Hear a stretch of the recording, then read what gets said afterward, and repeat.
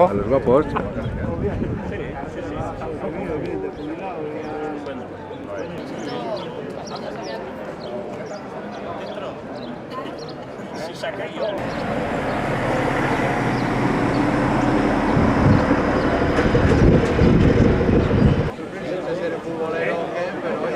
Estamos en ensayo.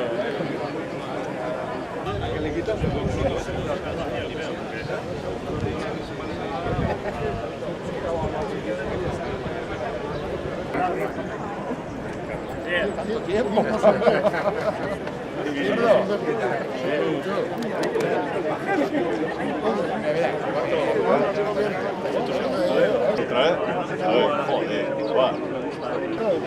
Ya, vamos a poner una captura.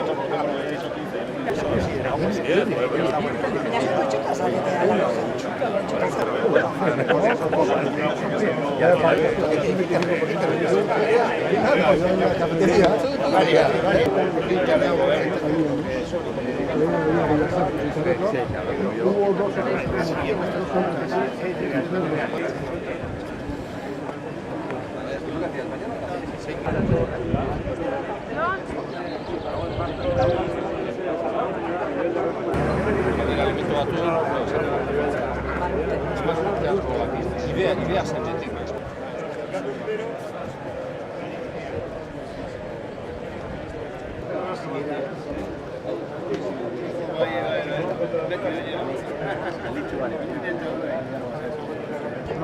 Me encanta.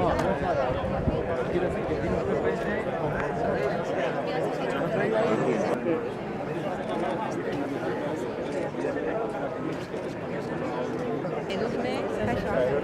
Zer moduz? Santzia zuen zuen ahoak señalados. Amenik jairo.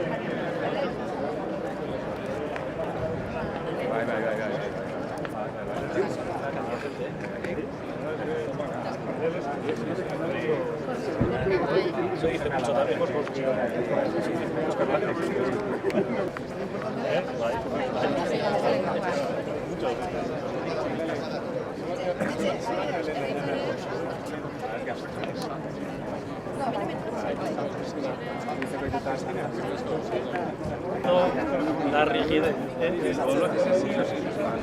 Esto es un follón, se está bien, ¿verdad? Nik gotu bala resueltu batera goxan gero nata eta igual bidoak ipaztan, están los descontragoa. Vaya fila.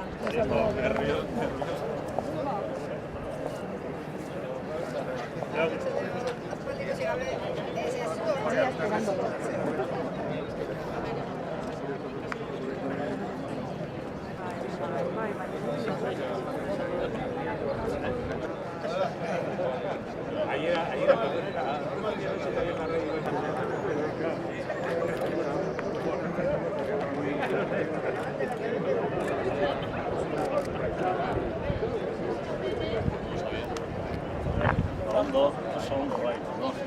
Eskerrik asko. Gustosa.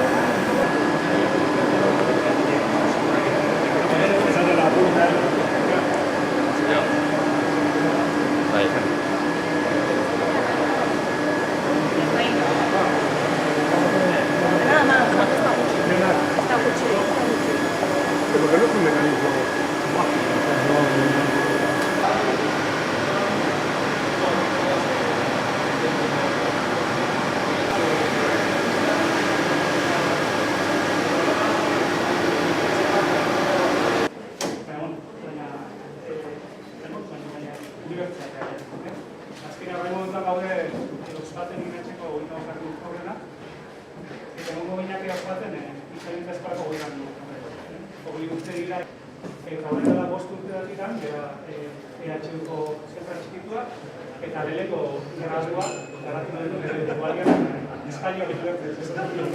Eta badeko kuriosuak, Espainiako kuriosuak sistemak, gaur agian protagonismoa peldu diegu benetan daukatzen, eta dialan ikasle eta emazte. Bai, zain gauz, a ber, zebra bideti datozen.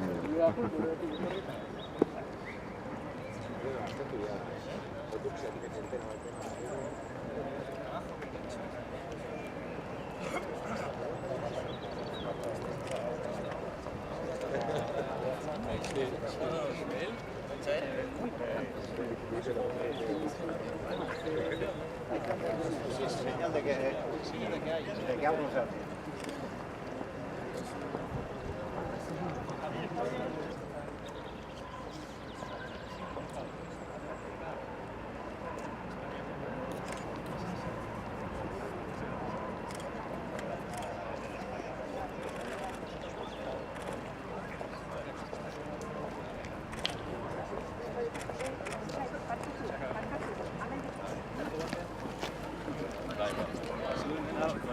Urteko lana bertan bera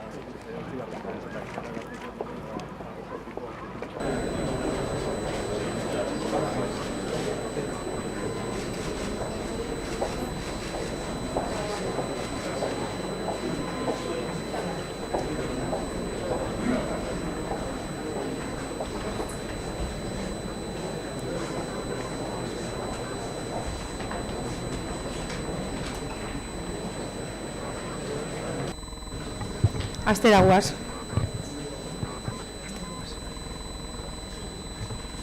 Bueno, lehen esan bezala eta orain etorri zareten hori arratsalde on guztioi. Eta ongi etorri eta eskerrik asko hemen izatiagatik lehendakari jauna, diputatu nagusia, alkatia, agintari guztiok, lagunok, bai enpresa, bai hezkuntza mundutik, ongi etorri esan dagokoa. Benetan oso pozgarria da zuek gaur hemen guekin izatia. Gaur, gainera, badakizue, 25. urte hurrena ospatzeko eguna aukeratu dugu, IMH-en, eta modu berezi batean egin dugu. Guretzat bereziki, nolabait simbolikoa ere, eta da inaugurazio berri bat. Duela 25 urte inauguratzen zen IMH, berriz ere inaugura dugu berriz ere gure IMH eta orain Asmaola eraikina daukagu. Eta esan bezala bisitatuko dugu behar beste.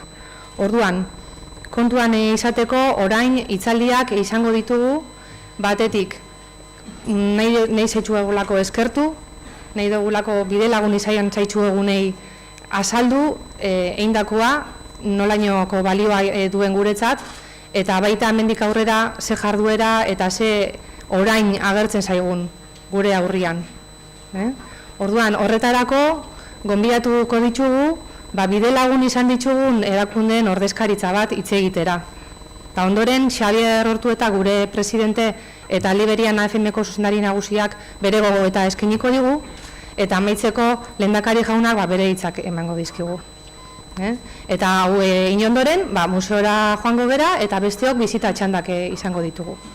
Orduan, hasiera emango diogu ekitaldiaria, eta orain gonbidatzen zaitzuet bideotxo bat ikustera, sarrera emateko. Erabil gaitzazue hobetzeko, gonbitea. Orduan orain ja hitzaldietara pasako gera. Mesedez, Ane Arriola beti nazten dut. Alkate Andrea. Lehendakari jauna, diputatu nagusi, etorri zarete guztiok, arratsalde on danori. Hore handixa da eta eraberian plazerra ongi etorri ematia hemen Elgoibarren, makina herramientaren hiriburua esaten digun hontan eta halaxe ezagutzen da ben hontan. 25 urte baino gehiago dira IMH sortu zala, batez ere prestakuntza hobetzeko eta enpresen beharra izanei erantzuteko asmotan. Eta IMH patronatuko partaide naizen aldetikan, posez jarraitzen diot nik Alfredo aurrerako alkateak Lagatako lekukuari, eta hasieran hasi zabanari Jose Ignacio Elkoro Iribek hemen ikusten dituaz, eta bixen bitxartekuak ere bai ikusten dituaz. Gustora hartzen dut lekuko hori, eta bueno, Euskal enpresak zerbait biharra dabe behintzat, pertsona prestatua dia bai, eta hemen garatuko ditue alako pertsona prestatuak. Zentzu honetan, Elgoibarren, IMH eta MEKak lanbideziketaren eta txandakako ingenieritzaren arloan duten eskaintza eta formazio unibertsitarioa oso aberatsa da. Zaila izango zen gurian irudikatzia, gure enpresen garapena 25 urte hauetan, IMH-etik lanbideziketan ertendian, prestakuntza hortatikan ertendian, 2000 ikasle hori gabe, eta ingenieritzatik 500 baino gehiago ertendia ere bai. Eta, bueno, pentsa ezina izango zen, enpresa horien garapena, ikasketa ero prestakuntza hori guztia gabe. Baitza 50.000 persona ero ibili dira enpresen eta langileen intereseko prestakuntza jarraitutako ikastaroak eitzen. Eta hemen, IMH-en uztartzen ditue enpresen bete biharrak eta prestakuntza. Orduan, 25 urtean hasitako jarraipen horri zorionak esatea nahi dizuet, nik lehenengo eta behin Elgoibarko alkate moduan. Gauzak horrela, usten da zorionako agorela, bereziki azken 25 urte hauetan, egun lan hori egin dozuenok eta egin dugunok eta bultzatu eta garatu izateko aleginak egin ditugunok. Eta orduan, instituzio guztiak, batez ere hemen daudenak, Eusko Jaurlaritza eta Diputazioa, Gipuzkoako Foru Aldundia, eskertu nahi nitzuke, eta Elgoibarko udalak ere parte asko hartu deu, 25 urte hauetan. IMH gero, formazio eta zerbitzu arloetan potentzial handikoak diren instalazioak eta makineria erakutzeko dizkizue, guk ikusi ditugun arren, zeuek ikusiko dituzue gero, eta hori berez bada garrantzitsua. Baina usten dut badagola beste faktore garrantzitsu bat ere bai. Nik neuk adibidez familian Talaberrenarekin hasitako Elgoibartar naizen ez. Eta bueno, horietan sartzen naizenean eta beti etxeko usaina somatzen dutenez, transmititu nahi dizuegana da, ekipamendu horrekin lan egiten duten pertsonek eta horiek eman dezaketen prestakuntza espezializatuak enpresa txikiei egin diezaieketen ekarpena sari naiz. Orduan, bilatu izue laguntza hori eta sare hori laguntuko dizuena enpresa txikieri eta ertaineri garatzen. Bueno, hemen Asmaola inauguratu dugu, gaur, Asmaola zentrua, eta horrekin batera 13 zentroko sarea daukagu, tekagune fabrikazioa diona. Eta horri esker, emaitzak lurralde guztian barrena zabaltzen dira. Horreatik, enpresa guztiak animatzen ditut eta batez ere gurian ditugun ertainak eta txikixak aprobetxatu dezaten ekipamentu hori eta hemen dagoan jakintza hori eta gero zabaldu eta garatu dezatela beste lurralde batzuetara. Eta, bueno, daukagun suertia hemen Elgoibarren da, bai lanbideziketa, bai alternantzian ezagutzen dugun ingenieritza duala, dazkagula prestakuntza arloan eta hori Asmaolakin innovazio ikerketa zentru bat, ekintzaietasun hori eta prestakuntza hori, behintzat mundura zabalduko da bana. Mundura, nik esaten da mundura, oso arruan naiz ni Elgoibartarra izatiaz eta hemen eukitzia zaue gauzo. Bueno, eta zorionak esatia nahi dioti IMH-eri, 25 urtean eraman da rekorrido horreatikan, eta nahi izan diabe aintzindari batez aizteko, aintzindarixetariko batez ere, lanbideziketa asko bultzatu da bana, gure artetik jundana eta urtu duguna asteburuan, Jose Zuloaga dana, 80 urtekin hil zan, ekintzailea gizona, langilea, enpresa munduan beti sormen asko zaukana, eta beti lanbideziketa eta horiek prestakuntza guztia bultzatu dituana.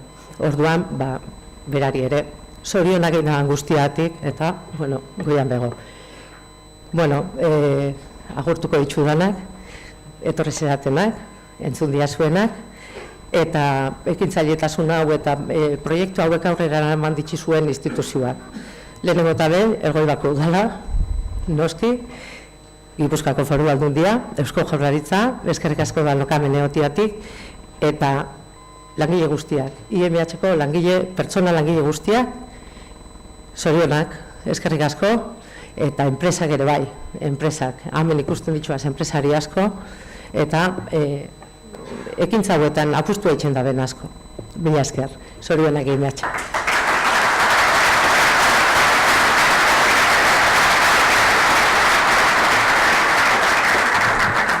Eskerrik asko, Alkate Andria. Eta orain Markel Olano Arrese, diputatu nagusiaren hitzak entzungo ditugu. Mesedez?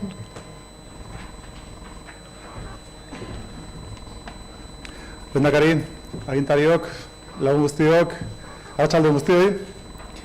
Nik esan barra daukat, politika gintzan gaudenok eta oroar lanean dihardugunok oso gutxitan aurkitzen dugula zure ametsa betetzen den eguna. Edo ideia bat zenuela, ideia hori martxan jartzeko esfortzu handia egin eta gero hori betetzen den eguna. Nik esango nuke gaur dela egun bat, Gipuzko osoarentzako, Euskal Herria osoarentzako egun bat, amets bat egi bihurtu dena, eta realidade bihurtu dena. Eta horregatik, ni behintzet oso pozik nago, eta ni hemen nago, ziur nago guztiak ere oso pozik gaudela. Zergatik, lehenengo esan dezakegu, lehenengo eta behin ideia hau jaiotzen dela Gipuzkoan, eta jaiotzen dela Gipuzkoako bailara batean, Debabarrenan. Lehenago alkatea berak etzen zenanek, ez? Kasualidad izango da, baina Elgoibarren dago estatu osoko makina errementaren porcentaje importante dena, ez? Dago izugarrizko densidadea hemen, eta azkenean bere arima industrialak eduki du espresio hori, ez? Makina errementaren inguruan. Beraz, markatu du asko, eta horrek biztan da baita ere dauka gauzak egiteko modu batekin zerikusia, hain zuzen ere, makina errementa sektoreak berak, eta eurek, AFM-ko Xabierrek eta asko esate dute, daukate aintzindaritza puntu bat industria osoan. Makina errementak berak urratsak egiten dituelako. Niko egon daukat, eta ikustu galen baduzu, hor eman boletin horretan, 3. horrian agertzen da historia labur bat, eta historia labur horretan agertzen da nola, Gipuzkoako Foru Aldundiak 2009an bideragarritasun plan bat onartu zuen, da babesa eman zion, azkenean IMH-eri, proiektu hori aurrera atera zezan, ez? IMH, AFM, Elgoibarko udala, kolektibua dutorri zaigun Foru Aldundira esanez, aizuek ideia bat daukagu. Ideia horren muina zan esatea, garai hartan kurso ematzen genuen, enpresa txikiek zailtasun handia zituztela ezagutzarekin konektatzeko. Ezagutza zentruekin, ikerketa zentruekin, zeukaten zailtasun handia konexio bat egiteko eta berrikuntza prozesuak martxan jartzeko enpresetan. Eta ideia zen, horretarako, enpresen realidadearekin, enpresa txikien realidadearekin, harreman gehien zeukan gunea zala justu lanbide heziketa zentrua. Eta inspirazio bat izan zen. Eta ideia hori 2006an gutxi gara bera hasi, 2009an Foru Aldundia bideragarritasun proiektu bat aurrera atera eta pixkanaka iraikitzen joan. Erakunde guztien parte hartzearekin eta babesarekin, baina ideia izan zen brillantea. Eta nik esango nuke gaina Foru Aldundiak 2007-2011 legealdian egin zuela posturik, urrengoa, ikuste du Jon Peli diputadua, urrengoak ere bereganatu zuen ideiari eta urrengoak ere noski jarraituko dugu. Azkenean izan da reflexio kolektiboa, baina esaten dudan bezala herri txiki batean pertsona batzuk, ia visionario ikuspegi batekin martxan jarritzuten proiektu bat. Eta gero gainera, lanbide heziketak berak, sistema bezala, bereganatu duen ideia, eta eratu duena hainbat eta hainbat lanbide heziketa zentruetara. Beraz, Euskal Herriko lanbide heziketaren transformazio baten jaiotza izan zen, nun eta hemen Elgoibarren. Eta esan beharra dugu hortaz oso arro gaudela. Parte hartzeaz evoluzio guzti horretan, eta uste dugulako horrek izugarrizko ekarpena egiten diola gure industriari eta gure industriaren etorkizunari. Beraz, aldertate bintzet, zorionak eman, alde batetik, biztan da IMH iberari 25 urte egin dituelako, baina baita ere Asmaola proiektua hartan, gune fabrikazioa orain izena hartu duen proiektu horrek, atzean eta azpian izan dituen hainbat eta hainbat langile eta ardunadunei zorionak emateko eguna da. Eta beraz, ekstensioan baita ere, hemen gauden guztioi, guk danak egin dugulako gure ekarpen txiki bat. Eskerrik asko.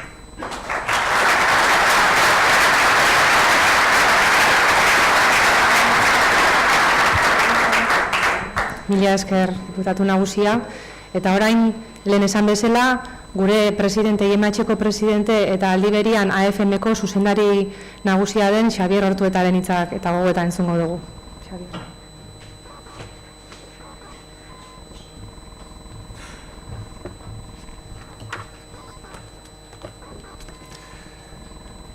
Lehendakari jauna, Gipuzkoako diputatu nagusia, Elgoibarko alkatesa, lehiakortasun, hezkuntza, enpleguko sailburuak, 3 dauzkagu gaur, Azer Plantela, Euskal Herriko Unibertsitateko errektorea, AFM-ko presidentea, Confebask, Adegi eta Gipuzkoako ganberako presidenteak, IMH-ko zuzendaria, bestelako agintari eta ordezkariak eta batez ere IMH-ren lagun guztiak, arratsaldeon guztioi.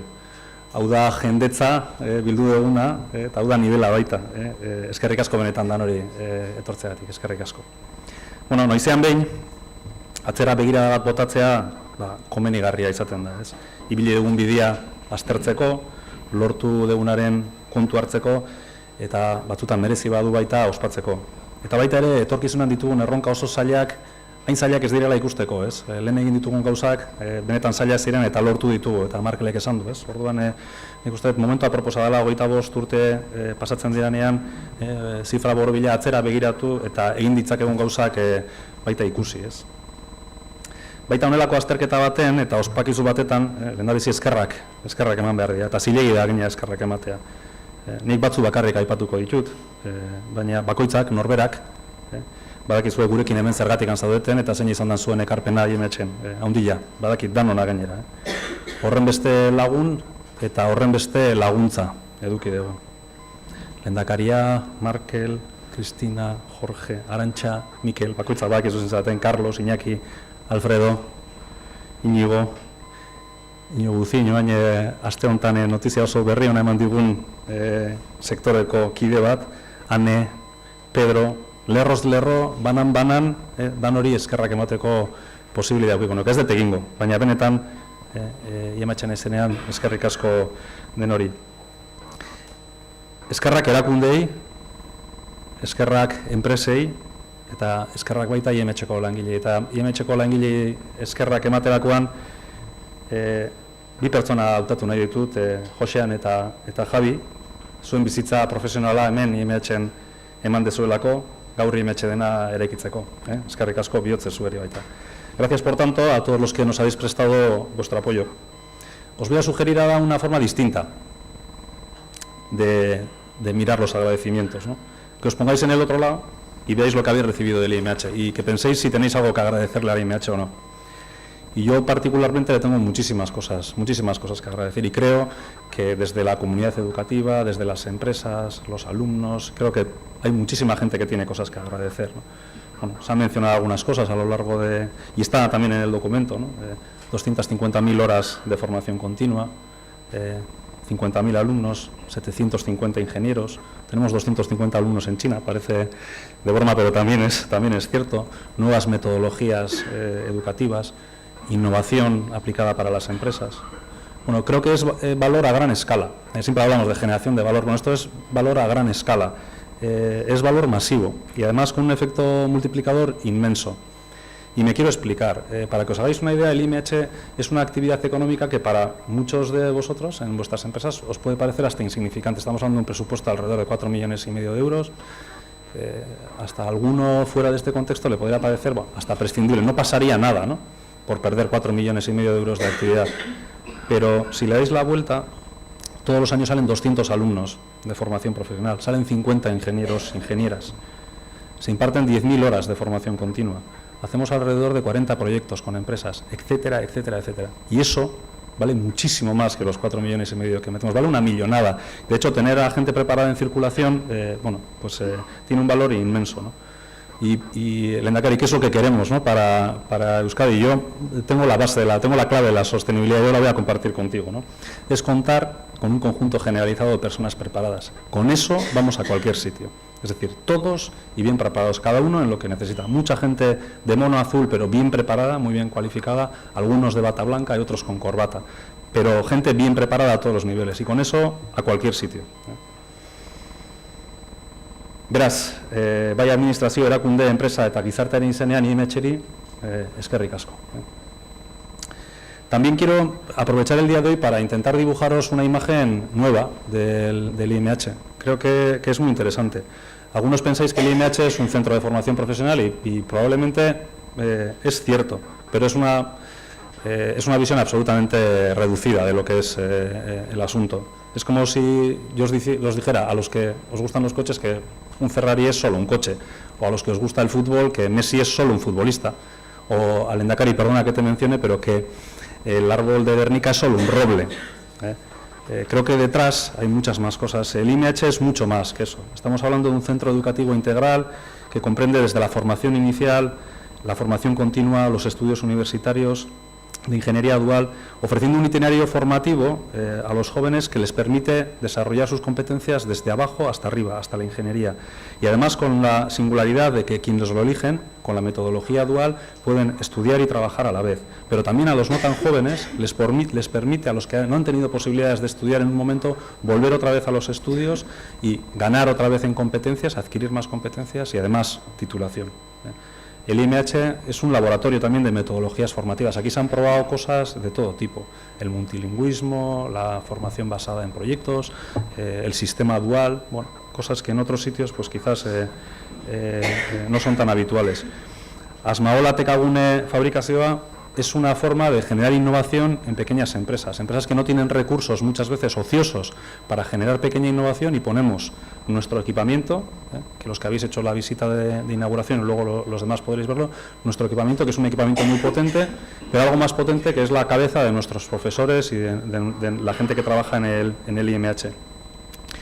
Y trabajan con empresas y les ayudan a resolver problemas. Y cuando trabajan con empresas adquieren conocimiento y lo vuelven a trasladar otra vez a los cursos de formación. Es un círculo virtuoso donde bueno, pues la transferencia de conocimiento, que normalmente es tan compleja, y muchos sabéis de lo que hablamos, pues se desarrolla y se desarrolla de manera natural.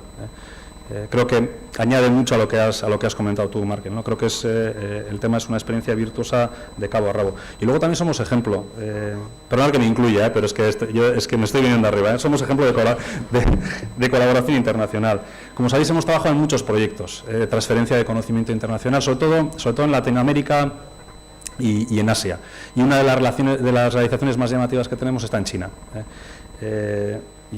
Y en China en este momento tenemos, como os he dicho, 250 alumnos, pero con la idea de que en 4 años probablemente pues estaremos en el entorno de los 900, más de los que tenemos aquí. Haceros cargo, es todo un tema, ¿no? Y claro, acabo de venir de China y os quiero contar también una cosa, ¿no? A todos. El centro con el que colaboramos en China se llama FZ y es 50 veces mayor que nosotros. Tienen 12.500 alumnos, es un centro de formación profesional, 12.500 alumnos. En espacio, en instalaciones, es como 20 veces el IMH, ¿verdad, José? Enorme. Y son un buen centro, es decir, dentro de China son un centro considerado, de los de referencia. ¿Sabéis lo que quieren ser de mayores? Como el IMH, en grande, pero quieren ser como el IMH. Quieren hacer la transición de la formación profesional a la universidad, quieren generar innovación educativa, quieren tener capacidades también de apoyar a las empresas, y todo eso lo están haciendo viéndose en ese espejo tan pequeñito que somos nosotros, pero quieren ser de mayores como nosotros. Y al hilo de esto ayer, bueno, comentábamos, ¿no? Y quizás lamentes estar de acuerdo conmigo en algo, Markel, pero bueno, en esto de verdad coincidimos también de cabo a rabo, ¿no? ¿Cuál es la aportación del IMH a todo esto, ¿no? Y ayer José me decía, bueno, joder, es que trabajamos un montón, y es verdad, la gestión es una gestión avanzada, sí, estrategia, visión, sí, toda esa aportación que hacemos en el alumno, sí, pero quizás eso no es diferenciador. Creo que en Euskadi tenemos muchos centros que aportan de esa manera, creo que tenemos un tejido muy potente, ¿no? ¿Cuál es el valor diferencial del IMH? Y bueno, pues yo he escrito algo parecido a lo que tú decías. Pienso que la aportación diferencial del IMH es poner ideas encima de la mesa que nadie pone. Y esto lo llevo haciendo un montón de tiempo, poner encima de la mesa ideas que nadie pone. IMH es un centro lleno de iniciativas singulares, absolutamente singulares. Y precisamente son esas ideas las que han cambiado lo que en principio queríamos que fuera el IMH, un centro experimental de formación profesional, a eso que os digo que ahora es, que no es solo un centro de formación profesional, sino que es muchas más cosas. Todas esas ideas han transformado el IMH.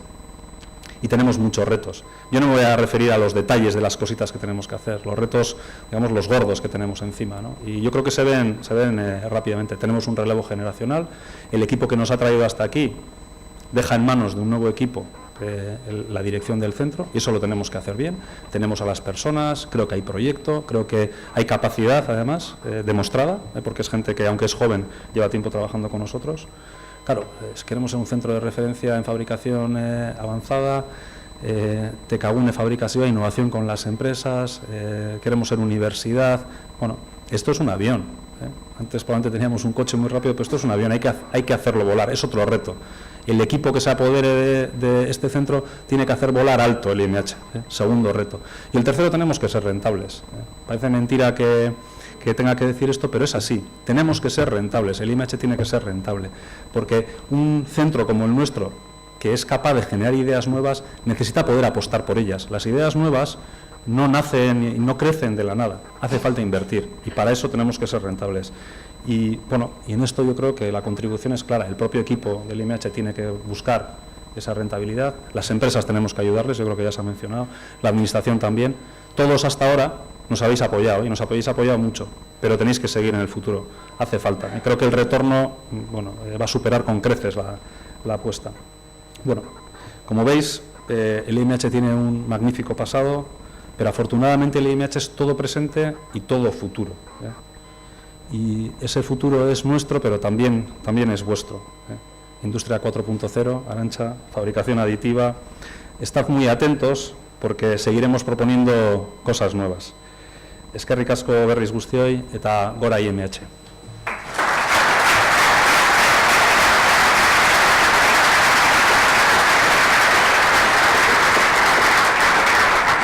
Eskerrik asko, Xavier. Gora jatorri gara, Así que hor jarraitzia izango da gure saiakera, oso ondo. Eta, bueno, amaitzeko, hitzak emango dizkiogu ja azken hitzak gure lehendakari jaunari, Iñigo Urkullu Renteria jaunari.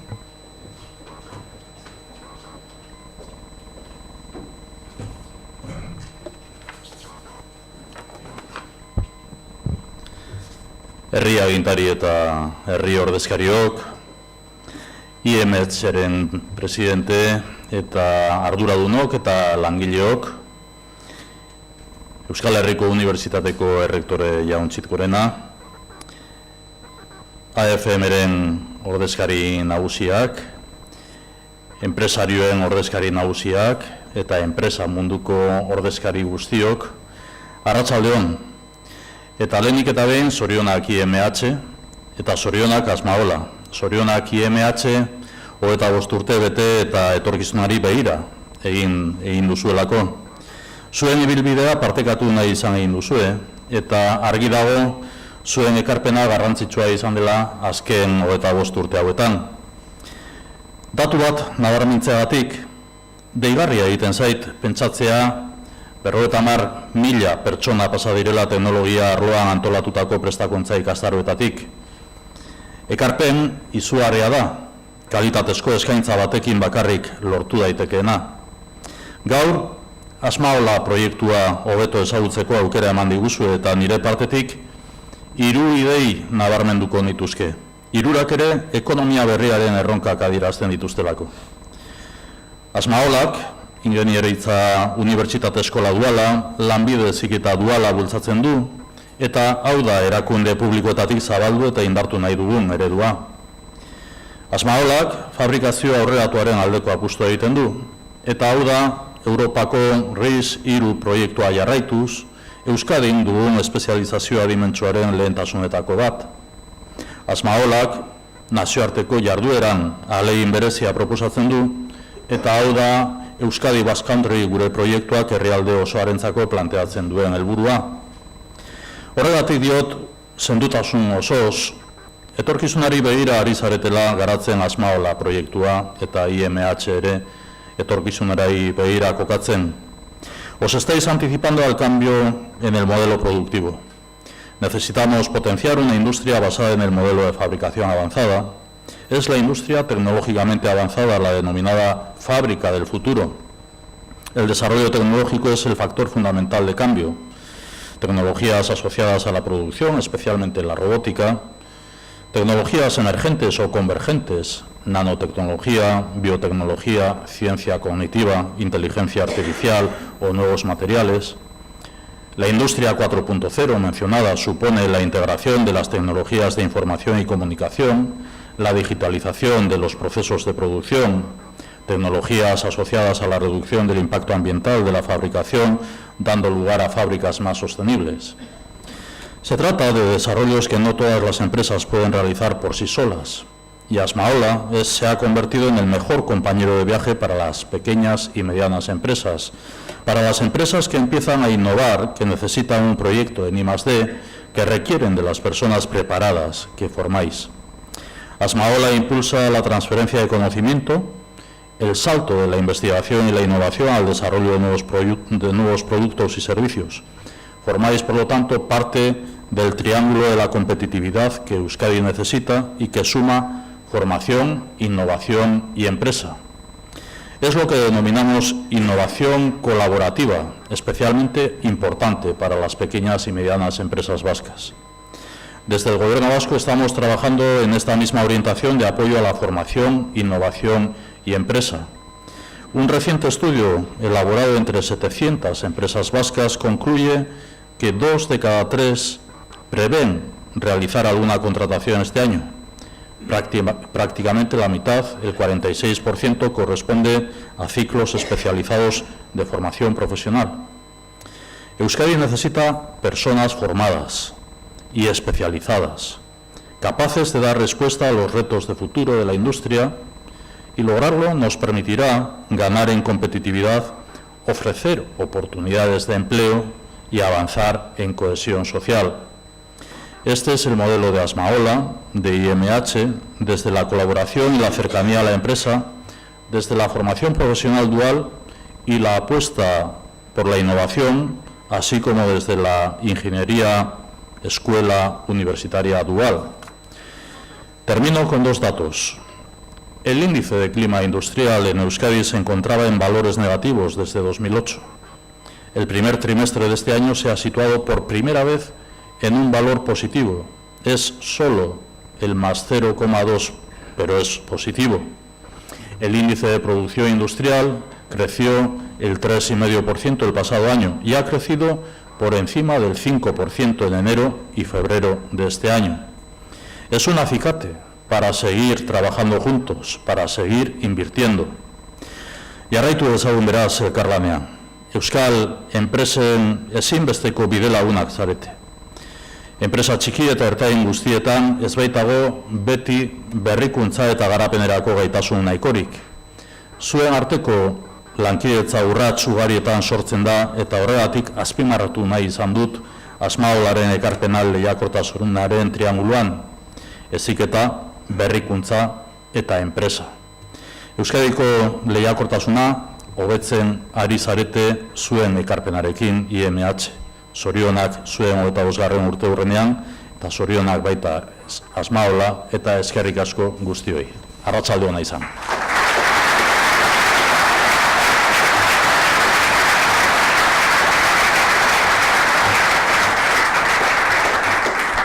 Mila esker lehendakari jauna. Eta bueno, hitz guztiak entzun ondoren, iritsi da berriz ere akzioaren momentua. Entzun eta pentsatu eta orainekin. Orduan, bai eskatuko izuet, zeren lehendakariak ez du museoa ezagutzen, bakuku bat eiteko museora. Orduan, lehengo talde bizitan egon zaten lehengo lau hilerak, bai mesedez hilaraka zoazte museora, eta bertan mokautxo bat ere izateko parada izango dugu, danok izango dugu, danok, baina pixkat ordenatuta izan da, bale? Orduan, mesedez, besteok itxen pixkatxo bat bizitzak antolatuko ditugulako orain. Orduan, eskerrik asko gurekin izatiagatik, segi horrela, segi ondo, eta hurrengo arte. Momentuan, mesedez.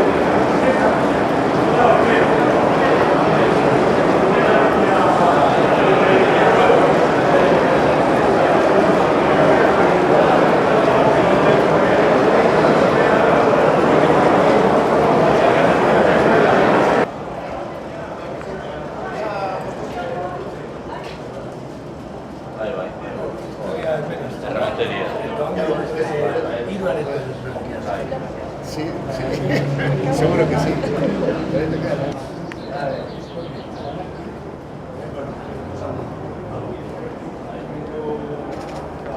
He estado vendiendo aprendiz. Cuando entrabas de aprendiz, lo primero que tienes que hacer es hacerte tus propias herramientas. Pasa.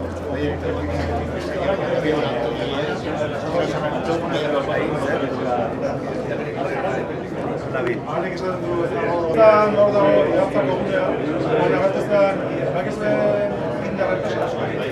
Indar zaharra, azkian zaun.